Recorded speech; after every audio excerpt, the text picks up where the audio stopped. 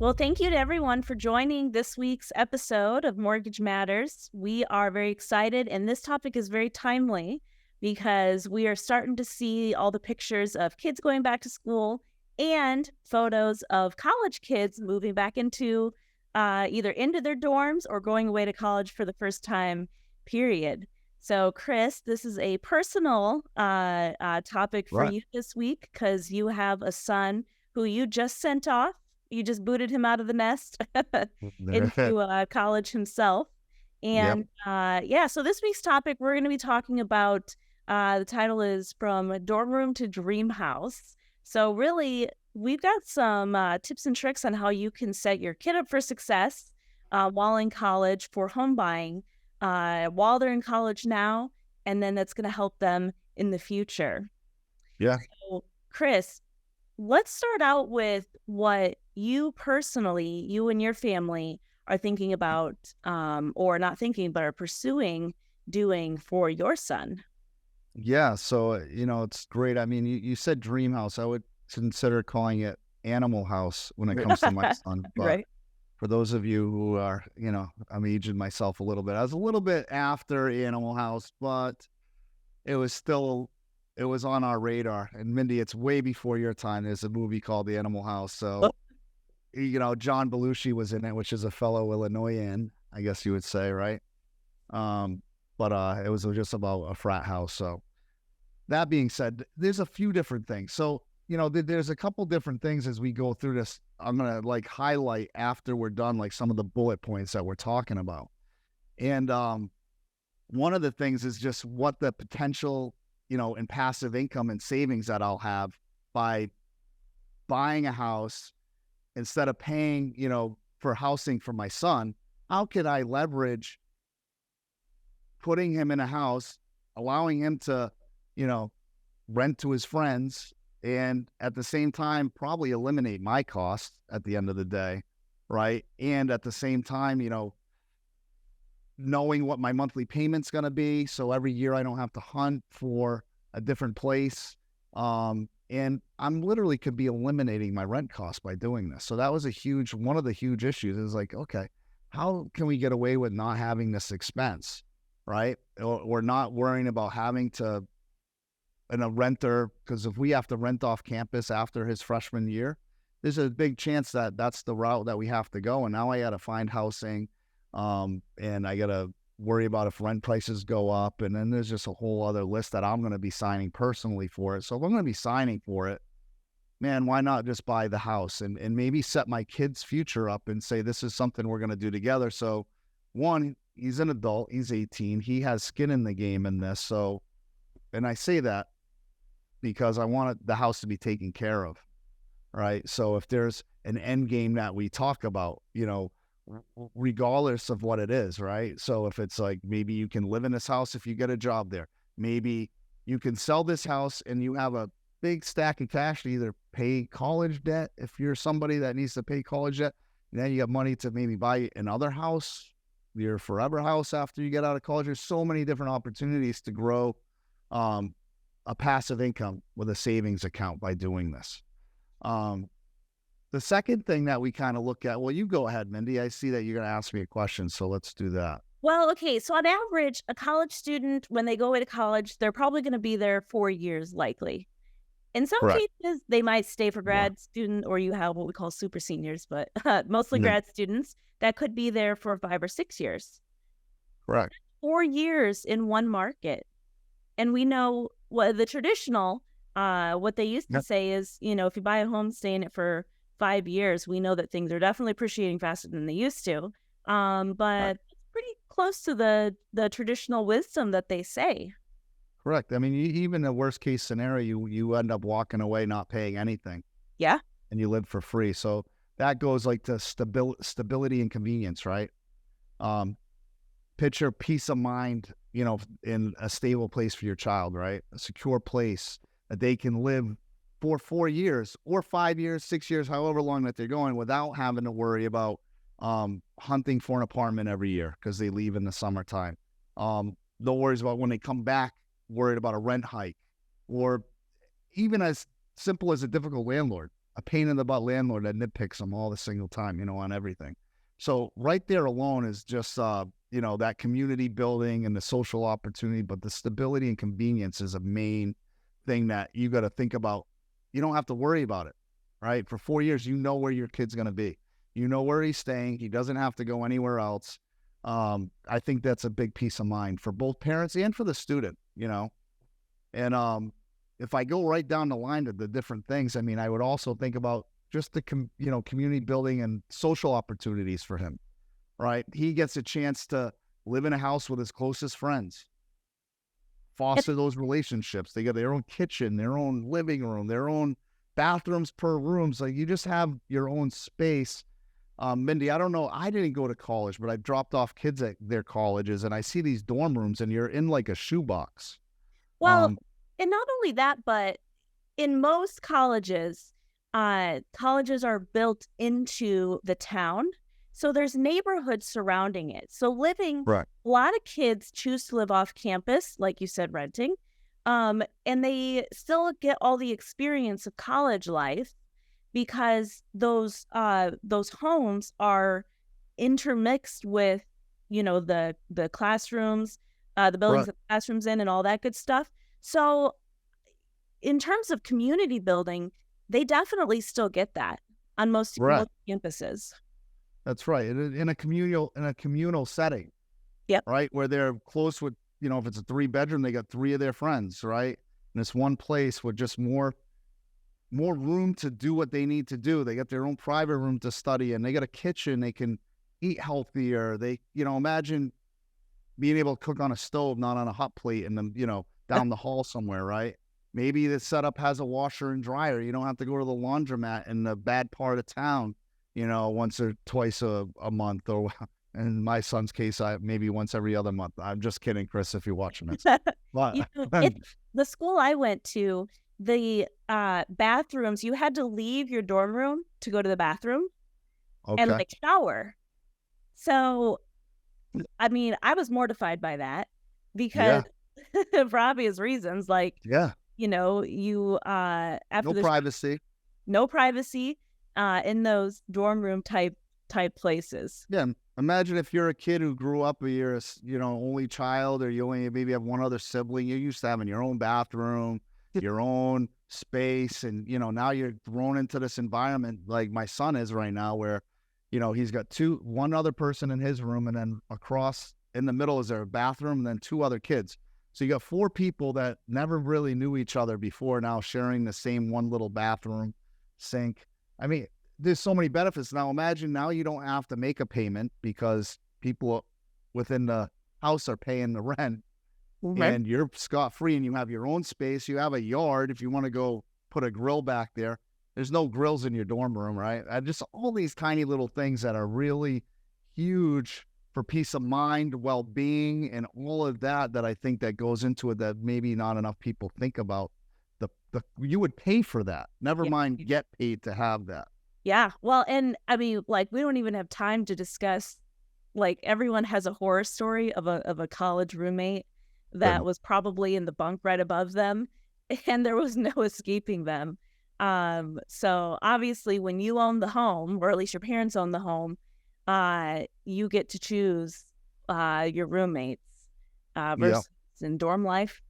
I think you would include them in this. I think the whole point of this is having your kid be part of this. So again, the house, they have ownership. They're going to take care of the house a little bit more. And that kind of goes to the number 4 thing, which would be like learning and growth, right? So I want you, as you're watching this, envision your kid, right? Learning vital life skills, if you will, because they got to manage this house. They got to manage because they're part of it. They got to manage this.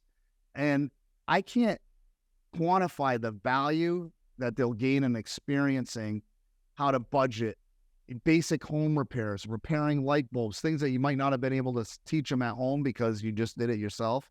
But these are building blocks to set them up for future success.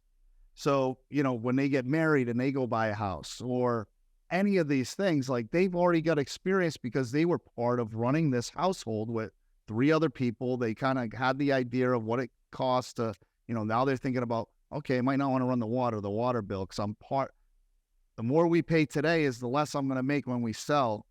I want to keep all the profits in this thing. So they start thinking, they're learning, and they're growing through this.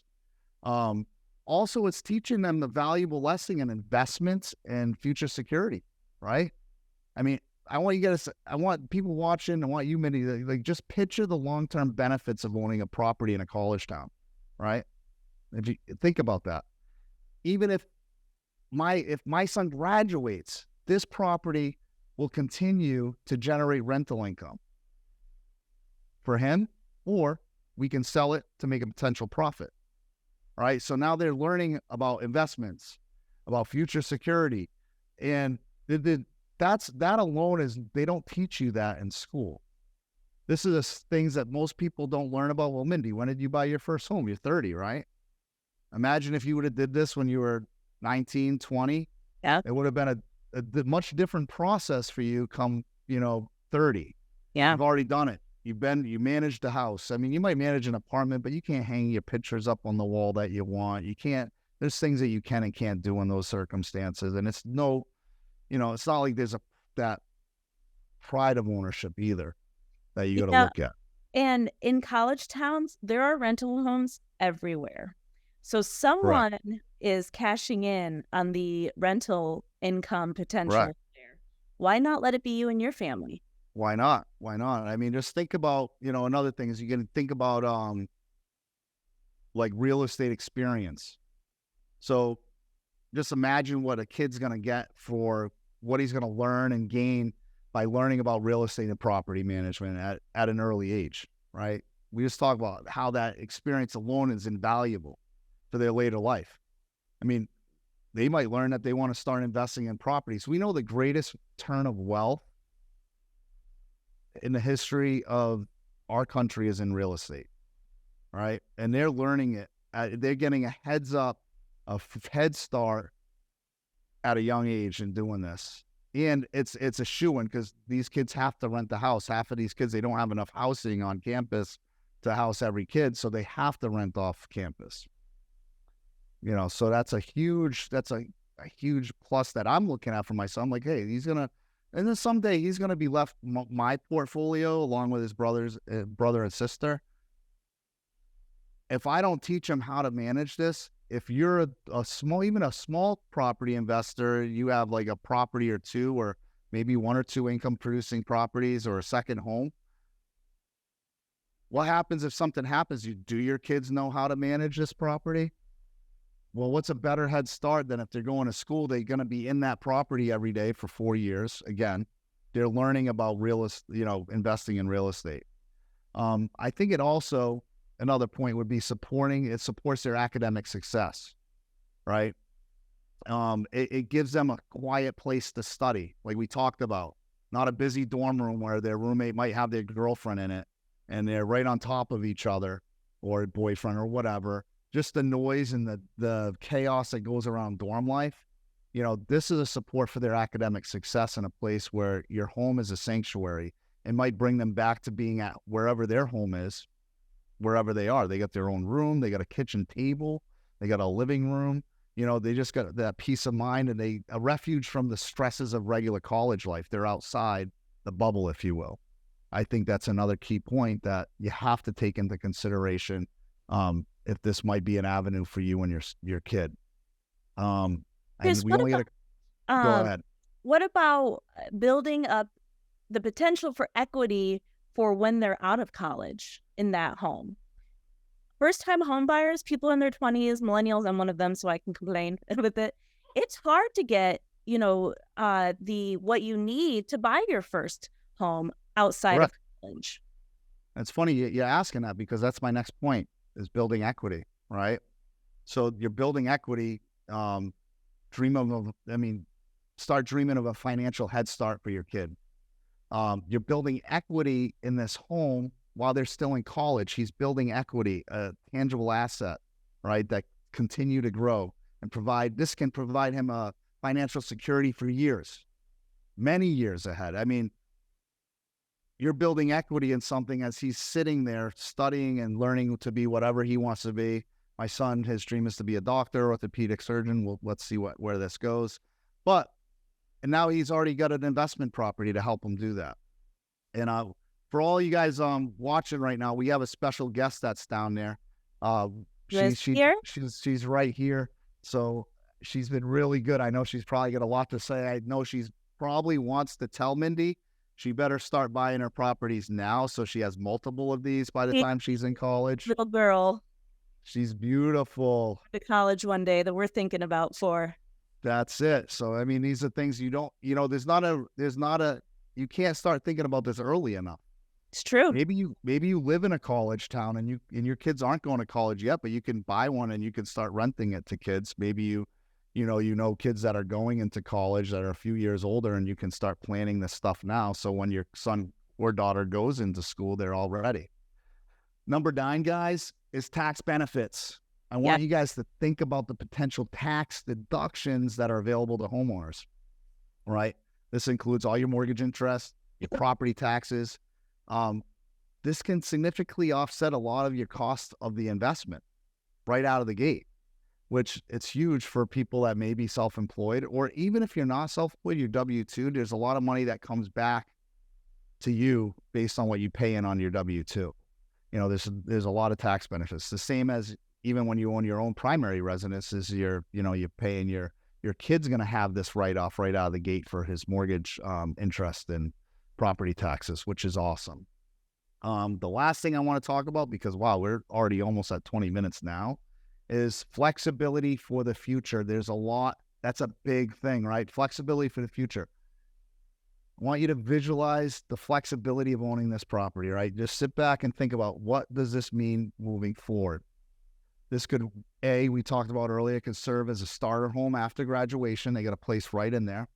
This could also be a place for the younger siblings to live when they attend the college there, and it just goes over, right? Or maybe we buy another one, and now we buy one next to it. So now we own a couple, and that one's still making money somewhere else, and now your other son or daughter starts duplicating what we did over here. Now there's 2 going, right? Well, and we know, this is especially true in southern states, like Florida, that there's like a family dynamic around colleges. So especially with some of the big name universities, the parents went there and met, and then it just flows. One kid goes, the next kid goes. Correct. So if you're in that situation where you're pretty sure that you've got multiple kiddos that'll want to follow in your footsteps, this is definitely a benefit for you. So it's more than just buying a house in a college town and making money. That was the whole kind of purpose of why we wanted to do this blog, or vlog, if you will.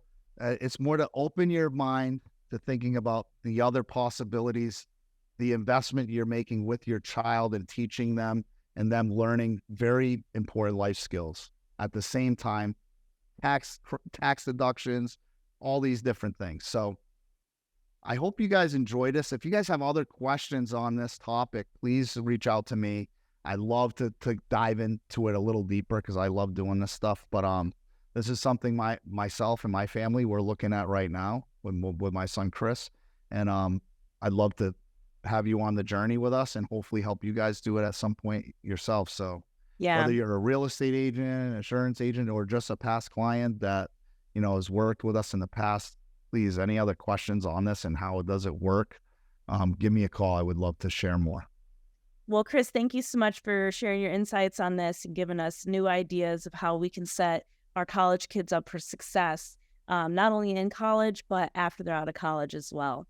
So next week, we're going to be talking about the School of Hard Knocks. So lessons that we have learned in buying our homes, especially our first homes. So Chris, I know that was my college. That's the school I went to, the School of Hard Knocks. So this will be a good one. So for this one, we've got our own experiences that we learned hindsight from buying homes, but we want to hear from you guys. We want to hear what your lesson was or what you would do differently if you had a chance to buy your first home again. So we want to hear your stories. Send those on to us, and we're going to talk about them as well as our own stories next week here on Mortgage Matters. All right. Well, thank you all for joining us. Look forward to seeing you guys next week. Yes. Awesome. Thank you so much, Chris. Everyone, have a wonderful week. All right. Bye now. Goodbye.